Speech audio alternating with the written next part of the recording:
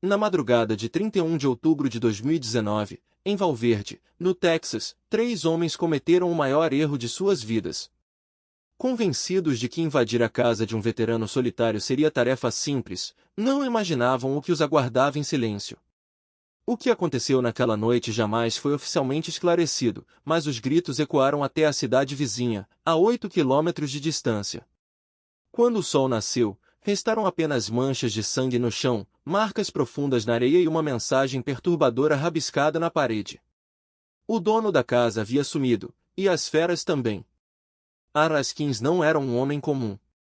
Nascido em 1954 em Lubbock, Texas, cresceu entre a poeira do rancho de seu pai, criador de cavalos, e o cheiro de desinfetante do hospital onde sua mãe trabalhava como enfermeira. Desde pequeno, mostrava um fascínio incomum pelos animais, especialmente pela lealdade inabalável que nenhum ser humano conseguia igualar. Aquela obediência silenciosa, que parecia transcender palavras, o encantava. Aos 12 anos, viu pela primeira vez um dogo argentino. O animal pertencia a um caçador de javalis que passava pelo rancho. Aaron ficou hipnotizado pela força do cão, seu olhar penetrante e o silêncio absoluto antes do ataque. Não era agressividade cega, mas controle absoluto. Naquele momento, decidiu que um dia teria os seus próprios, não simples cães, mas guerreiros. A vida de Aaron mudou para sempre em 1994, durante uma missão na Bósnia. Trabalhando como mecânico contratado pelo exército, seu comboio foi emboscado perto de Sarajevo. Entre tiros, explosões e gritos de desespero, o caos se instalou. Quando tudo terminou, algo o marcou para sempre. Uma matilha de cães abandonados emergiu dos escombros fumegantes. Não latiam, não rosnavam, apenas avançavam em formação perfeita em direção aos corpos caídos. Moviam-se como soldados treinados, coordenados, letais, em completo silêncio. Naquele instante, Aaron compreendeu uma verdade que transformaria sua visão de mundo. Os homens matam por ódio, vingança ou prazer doentio. Os animais, porém, matam apenas para sobreviver, e essa pureza é uma eficiência brutal, fascinante de um modo que ele jamais conseguiu explicar a ninguém. Anos depois, de volta ao Texas, Aaron se casou com Mary Lou Ramirez, uma enfermeira doce e paciente que trabalhava no hospital da região. Compraram um rancho isolado no condado de Val Verde, cercado por quilômetros de deserto árido, onde só cresciam mesquites retorcidos e cactos espinhosos. Era o lugar ideal para quem desejava viver sem perguntas incomodas. Mary Lou percebia que o marido havia mudado depois da Bósnia. Ele passava horas trancado no escritório, lendo sobre comportamento animal, genética canina, treinamento militar e psicologia comportamental. Quando ela perguntava o que buscava, ele respondia sempre a mesma coisa: o problema dos seres humanos, Mary Lou, é que eles mentem. Os cães não. Eles são a única coisa pura que restou neste mundo podre. Certo dia, em uma feira agropecuária em San Antônio, Aaron viu algo que o deixou paralisado. Entre barracas de gado e vendedores de ferramentas, um dogo argentino de pelagem branca imaculada, mandíbula poderosa, peito largo como um barril e olhar fixo como um rifle carregado chamava sua atenção. O animal não latia, não se mexia inquieto como os outros cães. Apenas observava, com uma intensidade quase humana. Era pura força contida, músculo e lealdade em estado bruto. Aaron conversou com o dono, um argentino chamado Marchetti, ex-militar que havia treinado cães de combate para forças especiais na América do Sul.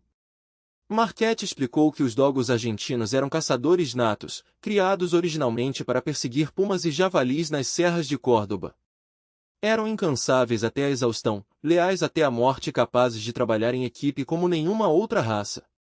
Naquela mesma tarde, Aaron decidiu que teria uma matilha completa, não para caçar animais, mas para proteger o que mais importava em sua vida. Porém, algo aconteceu e destruiu sua alma para sempre.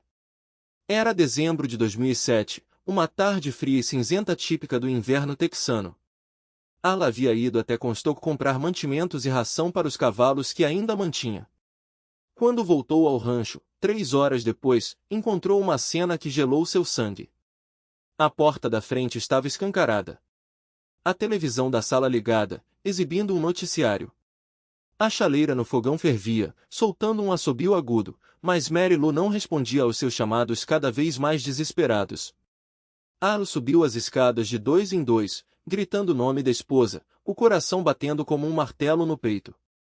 Encontrou-a no quarto do casal, as mãos brutalmente amarradas com fita adesiva industrial, a boca amordaçada com um pano sujo, os olhos arregalados fitando o vazio com uma expressão de terror congelado.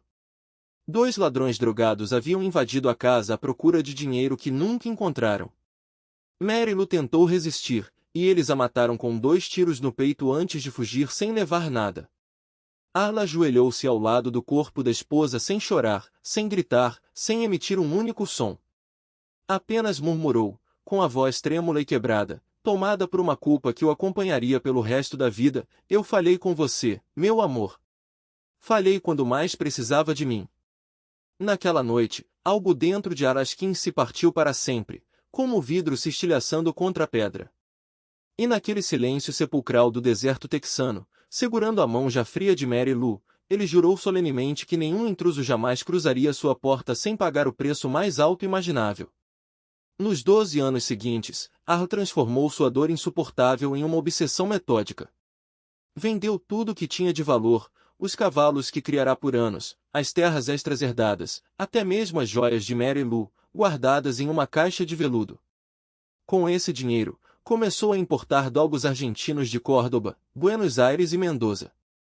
Procurou novamente Rodolfo Marchetti, o criador militar que conhecera anos antes em San Antônio. Impressionado com a determinação quase fanática de Aro, Marchetti lhe vendeu 13 filhotes de linhagem pura e documentada, descendentes diretos de campeões de caça e cães usados em operações militares secretas que oficialmente nunca existiram. Arlos criou desde o primeiro dia com um método único, que combinava amor incondicional e disciplina militar implacável. Cada cão tinha um nome cuidadosamente escolhido, gravado em uma placa de aço inoxidável pendurada em sua jaula personalizada: Taurus, Ares, Mamba, Ghost, Nero, Valkyria, Kira, Odin, Delta, Fênix, Thor, Ares e Sombra. Viviam em canis reforçados, construídos com barras de aço de 5 centímetros de espessura, equipados com sistemas, preparadas para carregar o que viessem a encontrar.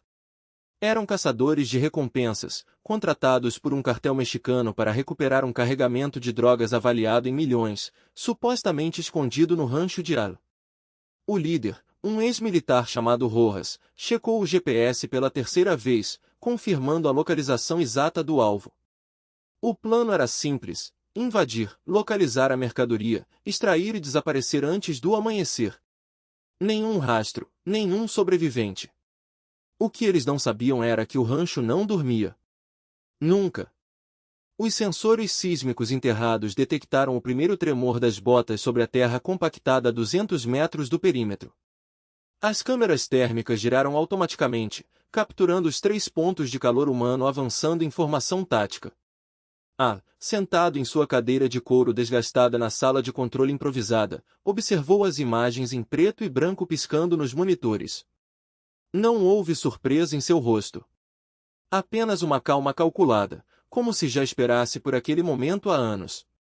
Do lado de fora, os 13 dogos argentinos já estavam em posição. Não haviam sido liberados dos canis. Não precisavam. As portas automáticas, controladas por sensores de proximidade, permaneceram fechadas. Eles aguardavam, imóveis, como estátuas de mármore branco sob a luz pálida da lua. Seus olhos, escuros e profundos, acompanhavam cada movimento dos intrusos através das barras de aço. Não latiam. Não rosnavam. Apenas respiravam em uníssono, um som quase imperceptível, como o vento passando por uma fenda estreita. Rojas ergueu a mão, sinalizando para que os outros 2 parassem. Algo estava errado. O silêncio era absoluto demais, pesado demais. Até o vento parecia ter cessado. Ele apontou para a cerca eletrificada, camuflada entre os arbustos espinhosos. Um de seus homens, um jovem chamado Vega, cutucou o arame com a ponta do rifle. Nada aconteceu. A corrente estava desligada. Ou era uma armadilha. Foi então que ouviram um som metálico, lento e deliberado, como correntes arrastando-se sobre pedra. Vinha de trás do celeiro de zinco, onde as sombras se alongavam como dedos negros. Rojas girou o corpo, o dedo no gatilho, a mira telescópica varrendo a escuridão. Nada. Apenas o brilho ocasional de algo branco refletindo a luz da lua. Que carajos fui isso? Sussurrou Vega, a voz trêmula. Antes que Rojas pudesse responder, o segundo som chegou. Uma respiração.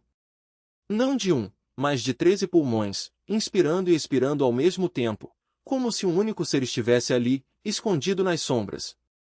O ar gelou. Até o suor nas têmporas de Rojas pareceu congelar. Foi quando os viram. 3 deles. Não, 4.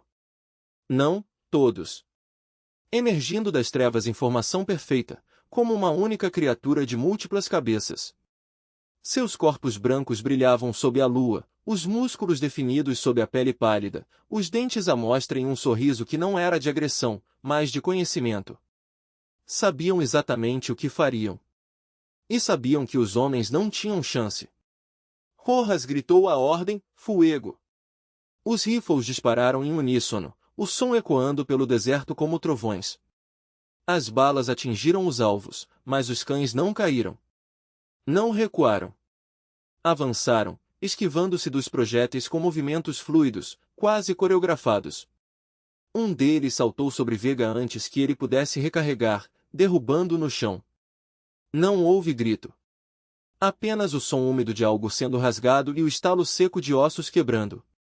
O segundo homem, chamado Lopes, tentou correr. Não chegou a dar 3 passos. Algo o atingiu por trás com a força de um martelo, derrubando-o de bruços. Ele sentiu o hálito quente em seu pescoço, os dentes afiados roçando sua pele, mas não houve dor. Apenas uma pressão firme, como se algo estivesse aguardando. Rojas, o último, manteve a posição, o rifle tremendo em suas mãos. Ele viu os outros 2 serem imobilizados, não com violência, mas com uma precisão cirúrgica. Os cães não os mataram. Ainda não. Apenas os mantinham no chão, as patas dianteiras pressionando suas costas, os focinhos a centímetros de suas nucas. Foi então que ouviu a voz. Baixa. Calma. Inequivocamente humana. Protejam. Não houve hesitação. Não houve aviso. No instante em que a palavra foi pronunciada, os 13 dogos argentinos se moveram como um só. Não houve rosnados, nem latidos, nem uivos. Apenas o som de carne sendo dilacerada e ossos sendo triturados, executado com uma eficiência assustadora. Quando terminou, não restou nada reconhecível.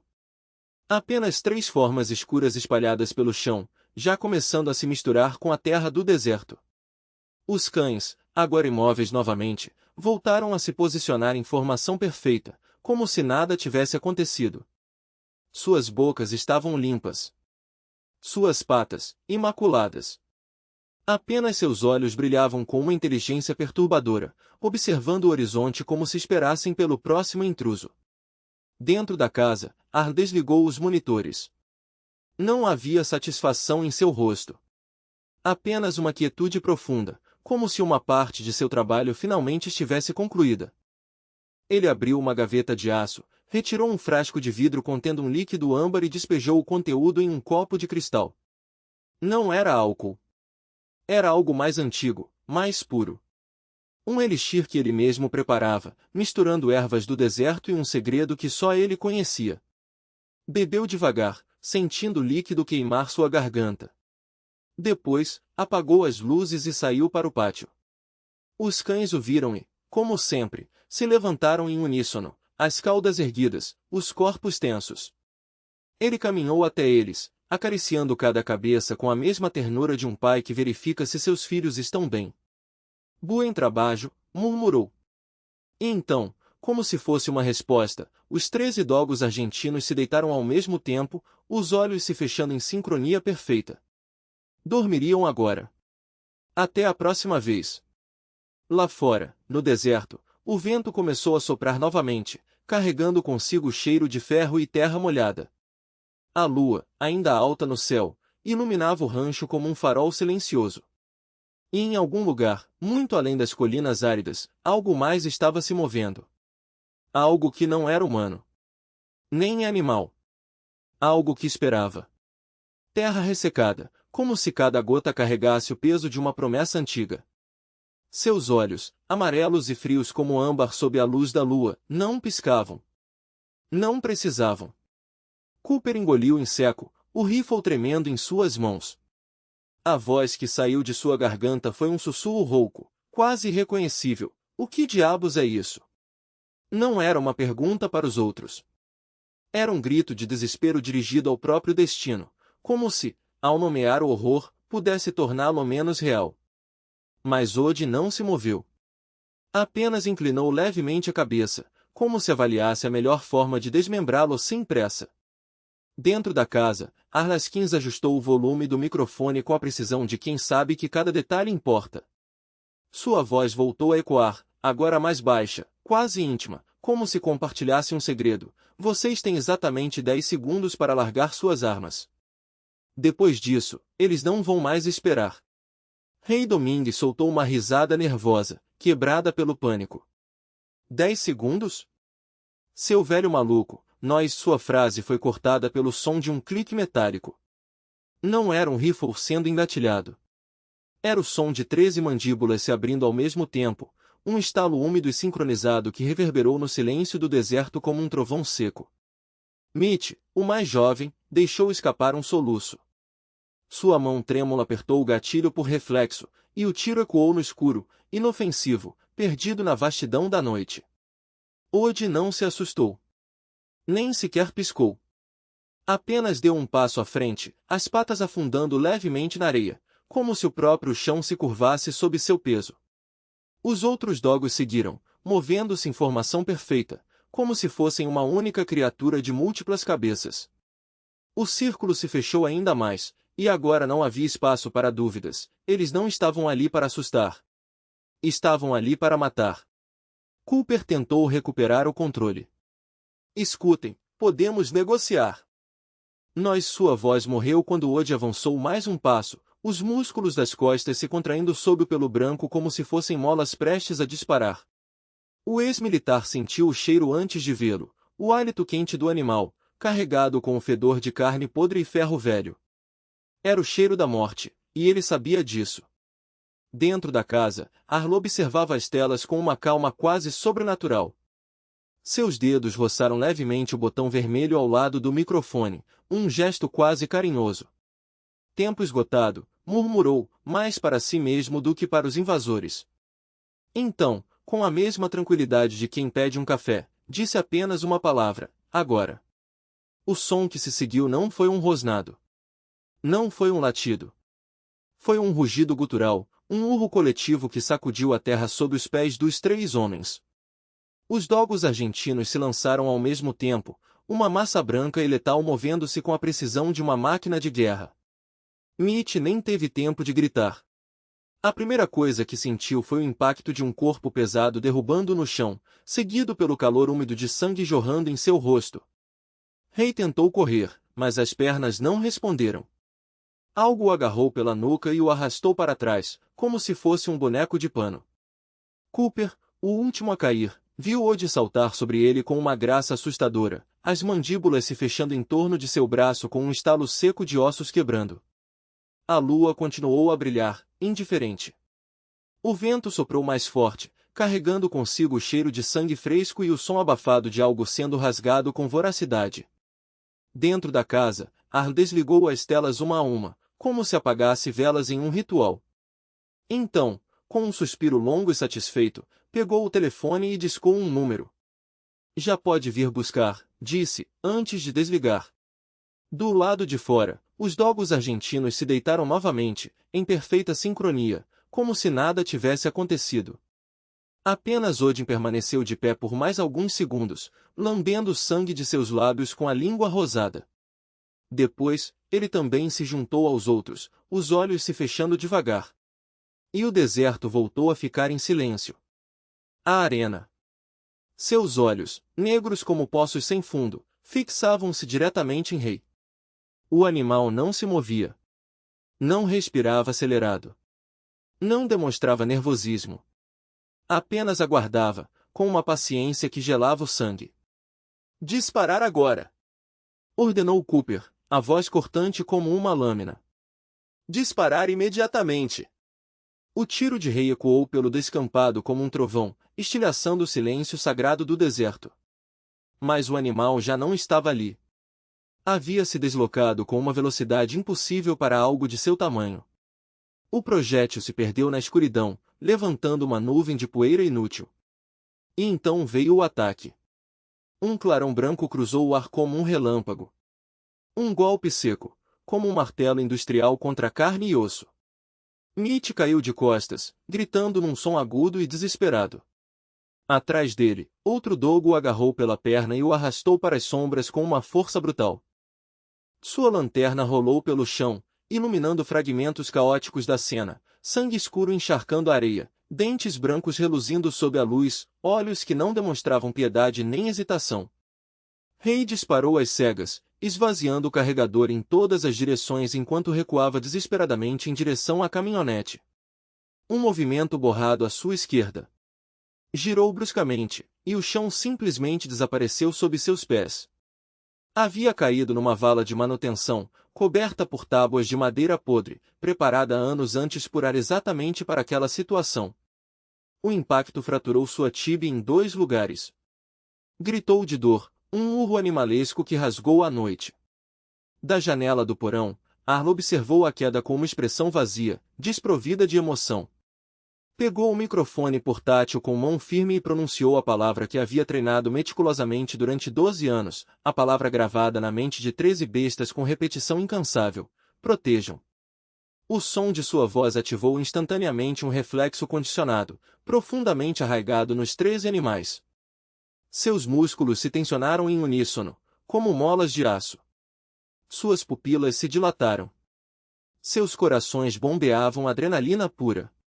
O ataque coordenado se tornou implacável, silencioso, como a própria morte. Perfeitamente sincronizado. 8 dogos cercaram a casa com precisão tática, bloqueando qualquer rota de fuga. 5 adentraram pelo corredor principal, guiados pelo cheiro metálico e inconfundível do medo humano que emanava do suor de suas presas. Ray tentou correr desesperadamente em direção à caminhonete, as pernas bombeando com toda a força que lhe restava. Não chegou longe. 2 dogos, Thor e Ares, o derrubaram simultaneamente pelos flancos, com a precisão de um exercício militar ensaiado 1000 vezes. Caiu de bruços, levantando uma nuvem de poeira. Tentou gritar por ajuda, mas uma mandíbula se fechou sobre sua garganta com uma pressão de mais de 300 quilos. O som foi úmido, gorgolejante, definitivo. Mitch, arrastando-se pelo chão com a perna destroçada e sangrando profusamente, tateou em busca do celular. Discou 911 com dedos trêmulos. Socorro, por favor. Rancho Askins, Estrada Valverde, eles estão nos atacando, estão nos matando. Sua voz se cortou abruptamente.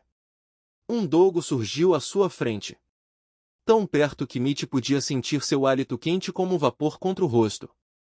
O animal inclinou a cabeça levemente para o lado, como se o estudasse com curiosidade científica. Então, abriu lentamente as mandíbulas, exibindo dentes feitos para triturar ossos, e atacou com precisão cirúrgica. O celular caiu no chão, ainda conectado à chamada de emergência. A operadora do 911 ouviu tudo durante exatos 43 segundos, segundo o registro oficial: gritos, grunhidos profundos, sons de algo sendo dilacerado. E então, silêncio absoluto. Cooper, preso na vala com a perna quebrada dobrada num ângulo antinatural, escutou, impotente, o fim de tudo. Os gritos desesperados de seus companheiros se apagaram um a um, como velas ao vento. Primeiro Ray. Depois Mitch. E, por fim, restou apenas o assobio do vento entre os arbustos e o som de sua própria respiração ofegante. Ergueu os olhos, lágrimas escorrendo pelo rosto coberto de poeira. Os 13 dogos estavam alinhados ao redor da vala, observando-o em absoluto silêncio. Não atacavam. Não rosnavam. Apenas esperavam, como estátuas vivas. Então, Ouviu passos lentos e deliberados se aproximando. Arlaskin surgiu na borda da vala, uma silhueta escura recortada contra a lua imensa. Ficou ali, observando por um longo minuto que pareceu uma eternidade. Por fim, falou, com voz calma. Triste. Mataram minha esposa há 12 anos. 2 homens exatamente como vocês. Entraram na minha casa atrás de dinheiro. A deixaram morrer sozinha no chão do nosso quarto. Cooper tentou falar, tentou suplicar, mas ela ergueu a mão, pedindo silêncio. Não quero ouvir suas desculpas. Não me interessam suas razões. Só quero que entenda uma coisa antes que esta noite termine. Fez uma pausa, os olhos fixos nos do homem abaixo. Eles não matam por ódio. Não matam por fome. Matam porque eu ordeno. E esta noite, depois de 12 anos de espera, finalmente posso descansar. Virou-se lentamente e caminhou em direção à casa, os passos pesados de um velho cansado. Os dogos permaneceram imóveis ao redor da vala. Cooper gritou, suplicou, chorou como uma criança assustada, prometeu qualquer coisa, dinheiro, silêncio, o que fosse. Ninguém respondeu. Apenas o vento indiferente do deserto. Às 3h14 da madrugada, Arn desligou manualmente todas as câmeras de segurança, uma por uma. Subiu lentamente as escadas do porão, os joelhos rangendo a cada degrau. Pegou um pedaço de giz branco de uma caixa de ferramentas e escreveu, com letra firme, na parede de concreto do corredor principal, eles protegem o que eu amo. Guardou algumas lembranças numa mochila pequena, uma foto de Merilu, seu anel de casamento, o colar que ela usava.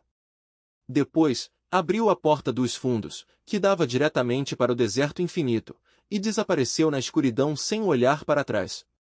Os 3 dogos, cobertos de sangue que brilhava sob a luz da lua, retornaram lentamente às suas jaulas reforçadas, um a um, como soldados disciplinados voltando de uma missão bem-sucedida. Nenhum ruído. Nenhum gemido de satisfação. Apenas disciplina absoluta e obediência perfeita. Quando o sol nasceu sobre Valverde, 3 horas depois, o rancho às 15 estava mergulhado num silêncio sepulcral, pesado como chumbo. O vento havia apagado meticulosamente quase todos os rastros humanos da areia, exceto os das patas dos dogos, marcados profundamente como cicatrizes permanentes na terra avermelhada. A polícia do condado chegou exatamente às 9h07 da manhã, alertada pela chamada interrompida de Mitty Carver, que a operadora do 911 havia registrado como emergência crítica. O xerife D.Y.N. Ross, um homem de 62 anos que já tinha visto de tudo em seus 40 de serviço, foi o primeiro a adentrar o perímetro com a arma em punho e o estômago embrulhado por um pressentimento que lhe gelava a espinha. No chão, junto ao portão norte, jazia o corpo destroçado de Ray Domingas, os membros retorcidos em ângulos que desafiavam a anatomia humana. A poucos metros, perto do celeiro, Mitty Carver estava caída em uma poça de sangue seco, o rosto pálido como cera, os lábios entreabertos num grito mudo. No fundo da vala, Cooper ainda respirava, mas era uma respiração superficial, entrecortada. Seus olhos, vidrados e perdidos no vazio, não pareciam enxergar nada além de algo que só ele via. Murmurava frases desconexas, a voz monocórdia e quebradiça, como se cada palavra lhe custasse o último fôlego. Eles sabem quem mente, eles sabem tudo. Dentro do canil, uma cena ainda mais perturbadora. Os 13 dogos permaneciam imóveis, sentados em fila perfeitamente alinhada, como soldados em formação. Seus corpos musculosos, cobertos por pelagem branca e imaculada, não tremiam, não ofegavam, não piscavam. Olhavam fixamente para a parede de concreto rachada, como se através dela pudessem enxergar algo que nenhum humano jamais veria. Na gravação recuperada da câmera de segurança principal, o último quadro registrado antes do sistema ser desligado manualmente mostrava Alaskins caminhando lentamente entre seus animais. Sua mão direita se estendia sobre cada cabeça, num gesto que parecia ao mesmo tempo uma bênção e um adeus. Depois, apenas escuridão. Permanente. Alaskins nunca foi encontrado. Apesar de buscas exaustivas que se estenderam por meses, sua caminhonete continuava estacionada na garagem, coberta por uma camada de poeira acumulada. Suas roupas pendiam, impecavelmente dobradas, no armário de madeira do quarto. Até mesmo o dinheiro, mais de $120.000 em espécie, permanecia intacto dentro de um cofre estranhamente destrancado. Não havia sinais de luta, nem sangue, nem bilhete de despedida. Era como se tivesse se dissolvido no ar seco do deserto, sob o sol implacável. O FBI assumiu o caso, classificando-o oficialmente como desaparecimento suspeito vinculado a homicídio múltiplo. Equipes forenses especializadas vasculharam cada centímetro do rancho por semanas. Foi então que descobriram algo que desafiava qualquer explicação racional. Sob o porão principal, uma câmara oculta, acessível apenas por uma armadilha disfarçada sob um tapete gasto. Um sistema intrincado de túneis de manutenção se estendia por quilômetros em direção ao norte, rumo à fronteira mexicana. Nas paredes de terra compactada, marcas repetidas 13 conjuntos de pegadas caninas, recentes, com não mais de 2 dias, segundo os peritos. Ao lado delas, impressões inconfundíveis de botas masculinas, tamanho 44, todas apontando para a mesma direção, o desconhecido. Os 13 dogos foram transferidos sob escolta policial para um centro especializado de controle animal às margens do rio. Lá, veterinários certificados notaram algo que desafiava toda a ciência veterinária convencional. Nenhum dos animais comia, apesar de terem à disposição ração premium e água fresca 24 horas por dia. Nenhum dormia, segundo as câmeras de vigilância de alta definição que os monitoravam sem parar. Permaneciam de pé, imóveis como estátuas, os olhos fixos no horizonte ao norte, como se esperassem por um sinal que só eles podiam perceber.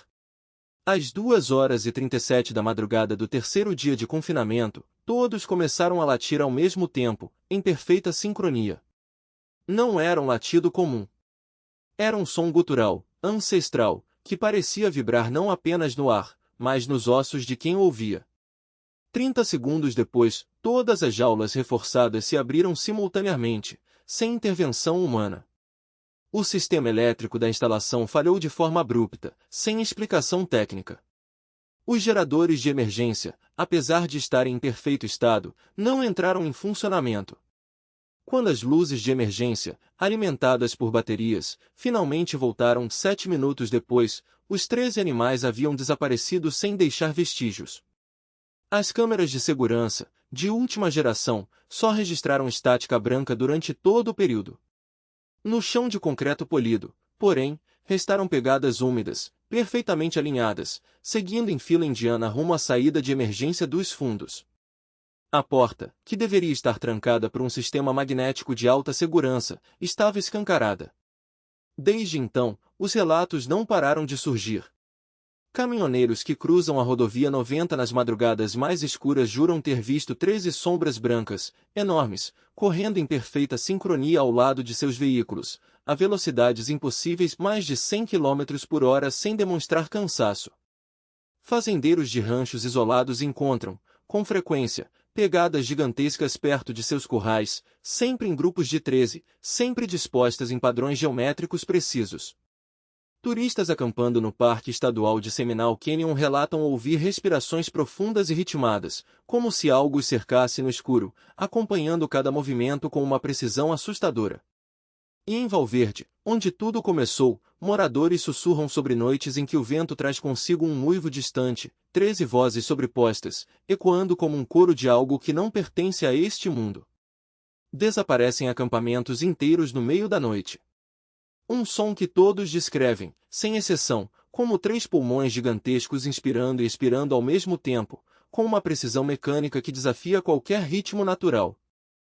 E alguns poucos, muito poucos, que ousam falar em público, apesar do medo compreensível de serem ridicularizados, juram ter visto com os próprios olhos um homem idoso e extremamente magro caminhando devagar pelo deserto ao entardecer, seguido de perto por 13 criaturas brancas que se movem como fantasmas silenciosos. Em 2022, 3 anos após aquela noite maldita de Halloween, uma construtora ambiciosa de San Antônio, a Red Mesa Developers, arrematou o rancho às 15 em um leilão judicial discreto, pagando uma fração irrisória de seu valor real de mercado. Ninguém mais havia sequer tentado dar um lance. O plano era simples e potencialmente lucrativo: demolir tudo, limpar o terreno por completo, dividi-lo em lotes residenciais atraentes e vendê-los para famílias desesperadas por escapar do caos urbano. Na primeira noite de trabalho, 3 de abril, 3 operários chegaram cedo com máquinas pesadas especializadas. Chamavam-se Javier Ramírez, Carlos Cortez e Bill Turner. Demolir, limpar e cercar tudo em uma semana, dissera o capataz, confiante. Às 10h27 da manhã seguinte, o supervisor recebeu uma ligação entrecortada, cheia de interferências elétricas. A última gravação captou gritos agudos de homens, sons metálicos de ferramentas caindo e algo ainda mais perturbador: respirações múltiplas e sincronizadas. 13, exatamente. Quando a polícia chegou, encontrou as máquinas intactas, os motores ainda quentes, mas nenhum trabalhador. No chão, pegadas frescas, 13 pares de patas seguindo rumo ao norte. E no portão enferrujado, escrito com giz branco recém-aplicado, as mesmas palavras de sempre: eles protegem o que eu amo. Em 2024, um grupo entusiasmado de 5 estudantes da Universidade de Texas em San Antonio decidiu produzir um documentário amador sobre lendas urbanas do sudoeste do Texas. O caso Askins estava no topo de sua lista. Derek, Madison, Tyler, Amber e Josh chegaram em um sábado ensolarado, equipados com câmeras semiprofissionais e uma confiança juvenil inabalável. Passaram a tarde filmando os arredores e entrevistando uns aos outros. Tyler gritou, brincalhão, em direção à casa abandonada: "Sr. Askins, se estiver aí, mostre-se." Os outros riram, nervosos. Quando o sol se pôs por completo, decidiram ficar mais algumas horas para capturar a atmosfera noturna autêntica. Entraram com cautela na casa. Na parede, a frase já icônica ainda estava lá, escrita com giz: "Eles protegem o que eu amo." "Estão ouvindo isso?" perguntou Amber de repente. Um som baixo, respirações, múltiplas respirações. "Deve ser só o vento passando pelos dutos velhos", explicou Derek, sem convicção. Às 9 da noite, finalmente decidiram ir embora. Derek foi o último a sair e notou marcas frescas no chão, onde antes só havia poeira uniforme, 3 rastros distintos. "Gente, acho melhor irmos embora. Já conseguimos bastante material", disse, subindo na caminhonete. George ligou o motor e começou a dar ré. As luzes iluminaram algo aterrador: 13 cães brancos e enormes bloqueando a saída. Não se moviam, apenas observavam com uma intensidade sobrenatural. George buzinou insistentemente. Nenhum deles se mexeu nem um centímetro. Derek tentou ligar para emergências, mas não havia sinal. Todos os aparelhos eletrônicos falharam ao mesmo tempo. Josh pisou no acelerador. A caminhonete avançava, mas os cães permaneciam imóveis. Então, ouviram uma voz vinda da escuridão, grave, cansada, mas clara: "Parem." Os 13 animais se dispersaram, cercando o veículo em um círculo perfeito. Josh pisou fundo no acelerador, mas o carro mal se movia. Uma figura emergiu das sombras: um homem idoso, de chapéu de abas largas, Askins, parou a 10 metros de distância. "Vocês não deveriam estar aqui", disse. "Este lugar não é para vocês." Derek abaixou o vidro, trêmulo. "Nós somos estudantes, senhor. Só queremos ir embora agora." O velho considerou as palavras. Os estudantes, sempre atrás de histórias. Fez uma pausa. "Vou mostrar a vocês o que significa lealdade." Levantou a mão. Os 5 se encolheram. "Espere", gritou Madison, chorando. "Temos famílias." O velho a encarou. "Minha esposa também tinha um futuro." Baixou a mão. "Escutem bem. Vocês vão embora. Vão apagar tudo. Vão esquecer que este lugar existe. O Rancho Askins é uma lenda. Um santuário protegido. Se respeitarem isso, viverão. Se não..." Fez uma pausa. "Meus amigos garantirão que não haja segunda chance." Os 5 assentiram freneticamente. Aro se virou. Os 13 cães o seguiram, desvanecendo-se na escuridão. A caminhonete se libertou. George acelerou a toda velocidade, sem olhar para trás. Naquela noite, Derek apagou cada segundo de vídeo e destruiu as cartas de memória. Mais 2 meses depois, contou fragmentos da história em uma roda de amigos. Um deles publicou no Reddit. O post viralizou antes de ser removido. Uma semana depois, Josh desapareceu. Seu carro foi encontrado abandonado.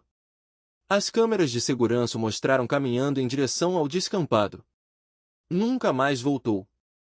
Mas as imagens capturaram 13 formas brancas seguindo o mesmo caminho. O caso segue oficialmente aberto, embora as autoridades locais evitem qualquer menção ao rancho.